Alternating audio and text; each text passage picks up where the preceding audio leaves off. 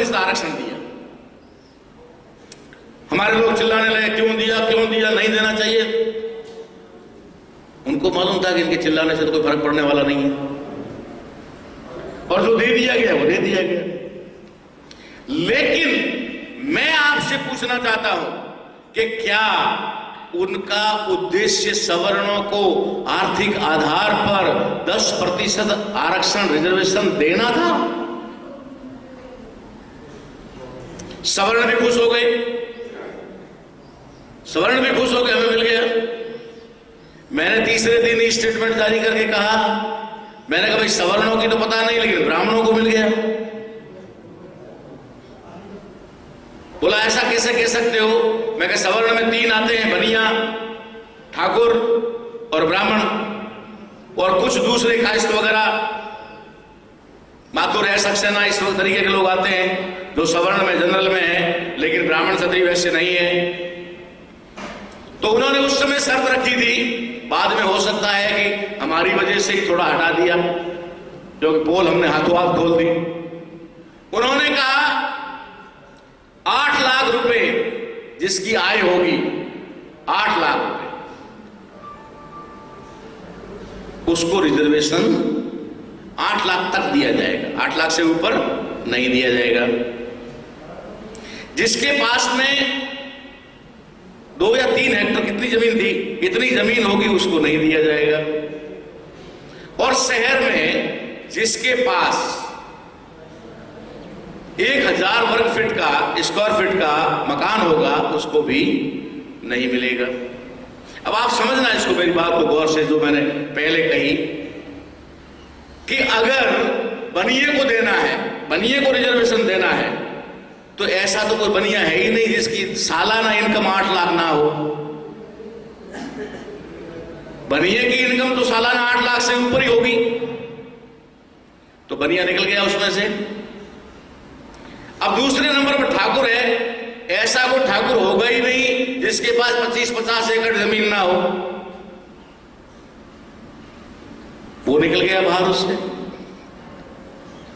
दूसरा जो सवर्ण है, जो ब्राह्मण क्षत्रिय के अलावा वो कहीं पर अच्छी सर्विस में नौकरी में है, इंजीनियर है, डॉक्टर है, तो उसने शहर में 2000 स्क्वायर फीट 3000 स्क्वायर फीट का मकान बना रखा, वो भी उससे गया। अब बचा कौन सा?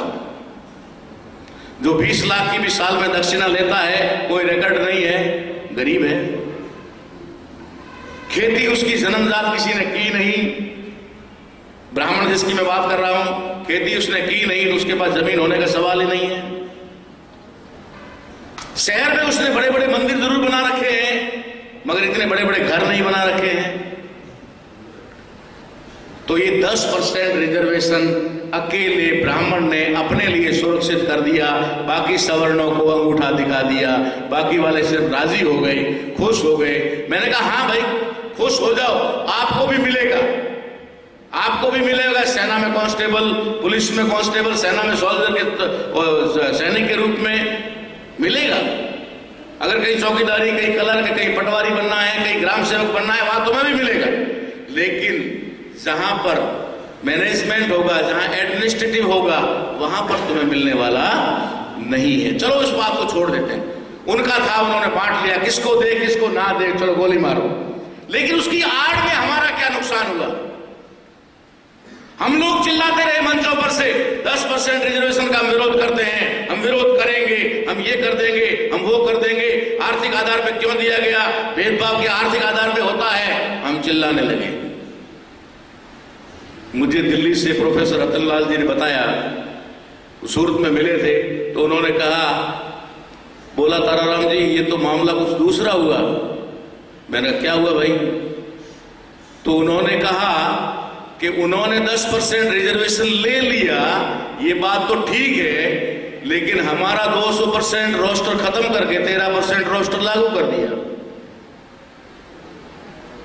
अब हमारे एससी और एसटी के तो कोई प्रोफेसर बनने वाले नहीं हैं, और ओबीसी में कोई एक आध बन भी जाएगा तो कोई तीर मारने वाला नहीं है। उन्होंने 10% रिजर्वेशन के अंदर अपने को उलझा दिया, हमारा बहुजन समाज उसमें उलझ गया, और उन्होंने धीरे से उधर कैंची से हमारी एक और ऑक्सीजन की नली काट दी।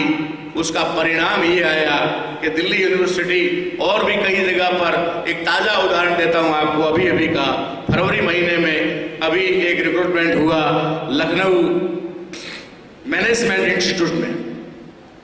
लखनऊ मैनेजमेंट इंस्टीट्यूट जो है वहां पर एक रिक्रूटमेंट हुआ और उसके अंदर 83 पद भरे गए। 83 पद भरे गए और 13 पॉइंट रोस्टर के अनुरूप भरे गए, अलग अलग फैकल्टीज वाइज भरे गए। रिजल्ट क्या रहा? आप चौंकने वाली बात है, आप ये देख हैरान हो जाओगे कि रिजल्ट ये आया कि 83 में से 83 में से 80 जनरल और 2 ओबीसी और 1 एससी।